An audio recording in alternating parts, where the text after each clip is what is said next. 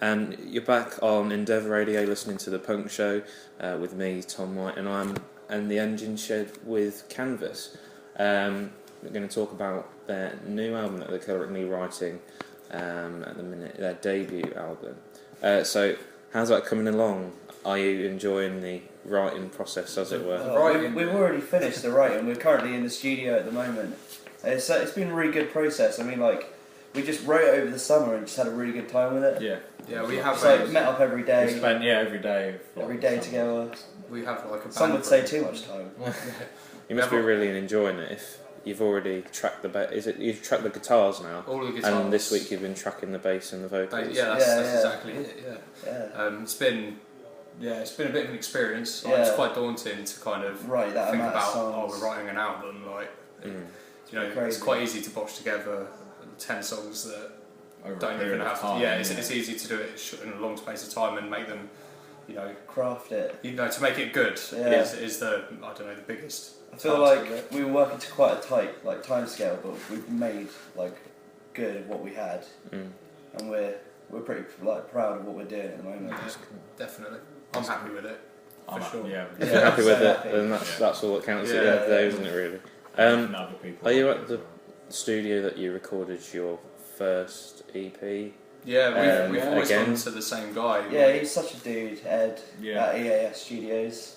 For any of you who want to check that out. He's good rates, good guy. Really easy to work with, and because we've worked with him for so long, he knows exactly how we work and what we want. And which studio are you at then? It's EAS Studios, St Milton Keynes. He has the best stories as well. Yeah, he tells. We won't go into that though, because I don't think it's safe for radio.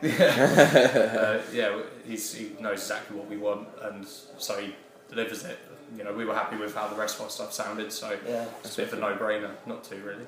That's what it is. So how does the writing and the studio experience? How does it compare to Take Heart, the EP? Is there a massive difference now? Yeah, it's just better. It's very different. Like I said earlier, I mean, before that was what people wanted to hear at the time. But it's getting to that point now where we're making music that we want to make and share with everyone. Just because we were in a band previously and we wrote all of Take Heart back then, and we changed the name of the band and we had to rush to get everything prepared for that EP and release show and everything. I think it served its purpose for the time. I think so. But it's just not who we are anymore and what we want to do. We've got set our sights a bit higher for our musical outcomes. Yeah, it was a bit. The album's a bit of a. Well, not gamble, I'd say, but it's a lot different, I guess, from what we've done before. Yeah, I think it's faster. It's a lot more closely connected to the 2-track than it is anywhere near the EP. Yeah. What are your influences then, for this debut album? I don't know. It sounds really generic to say this, but we tried not to listen to other bands and stuff while we were doing it, just to make it really our own. Right. But I don't know, if we had to mention a few, Pianos Become the Teeth would definitely be one for me. Yeah. I'd say Under Oath's most recent album has been a big influence for myself.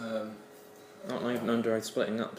They've already done it. The last album, Disambiguation, is a big heavy hitter for me personally for influences on this album.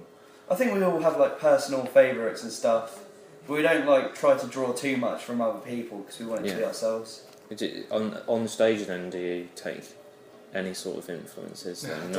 You just try and be... There must be some sort of role model that you want to be or look up to, or any sort of artist. I think with playing live, when people come to a show, you want to give them a show. Yeah, exactly. There's no point. There's no point in just standing still and just playing songs. We just give you. You might as well just listen to the record at home and not waste your money coming out. But we want people to see it more as a canvas show than people trying to be. I don't know. It's hard to explain, but we just kind of try to give anything we can to the people that come down. Yeah, and make it as canvas as possible. Try to throw ourselves around like only we can do. Is the best way I describe it. But look at a bit of rag. Yeah. So would you say that your 2-track release, Pride and Joy, would you say that this is sort of a bridge way. Yeah, like evolution. I think that's exactly how we definitely describe it for the album as a bridge to get to where we are now. Yeah, definitely. That's cool. We kind of just took the kind of elements of what we liked of Pride and Joy, and put it on, on a bigger scale. Just moved it to a bigger scale, really. Can we expect then, like the more, like on Pride and Joy, it seems to be very personal.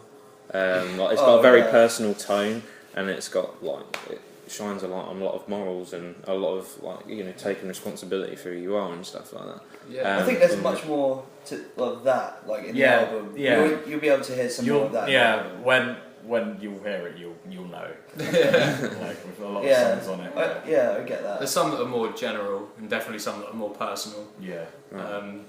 If you have a whole, it's hard to listen to songs that you've kind of put so much like meaning to. I'd like to be able to listen to our albums and be able to listen to half of it. But like I say, so some of it's a lot more personal than other bits. But I think if you're looking for a personal level, I think it's a lot more in depth personally than the 2-track was.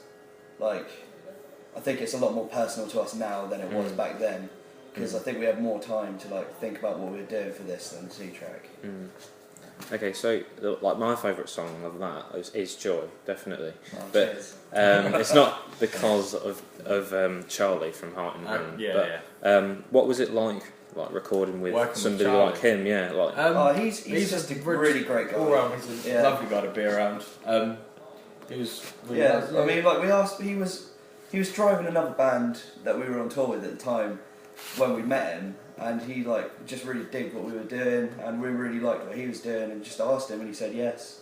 He's really polite about it. That's really cool. Such a good vocalist. Like in the studio, obviously normally our vocalist Jack normally warms up and all this kind of stuff, but Charlie came in, did a few yell. He just yelled a bit. He had it down. He nailed it really. He was a really good vocalist, and he came up with more ideas for him to do. When we were there. Originally, I'm glad he had some input on it. Yeah. So there was a definite learning curve then. For him to Yeah, he's quite a big calibre of an artist in our scene, I suppose. So it's he's just such an easy guy to work with as well. Yeah. He really likes our music, and we like his music, so it was always going to work out quite well. That's brilliant. Yeah. So, with his input on the song, do you think it definitely offered the impact that you wanted at the end of, or what you intended to do on Joy? Did he do that for you? Yeah, I think he delivered. I mean, it was never going to be a thing before we met him, obviously, because we didn't know we were going to have someone feature. But when we heard it, it just sounded so right. Yeah. That's brilliant. Yeah, it was only in our heads when we sorted it out with Charlie that he was going to be in it. It was only going to be at the end, and then him adding it throughout. I don't know. It just makes it made it more. Was it another sort of mixer or producer? Yeah, normally lots of bands just have a feature shoved in at one point for. I think it. 10 seconds, I think it worked really well for the video as well. Yeah, because he wasn't just in it for a minute. He was in it for the whole thing, which was really good. Yeah, good fun. Made more sense to it.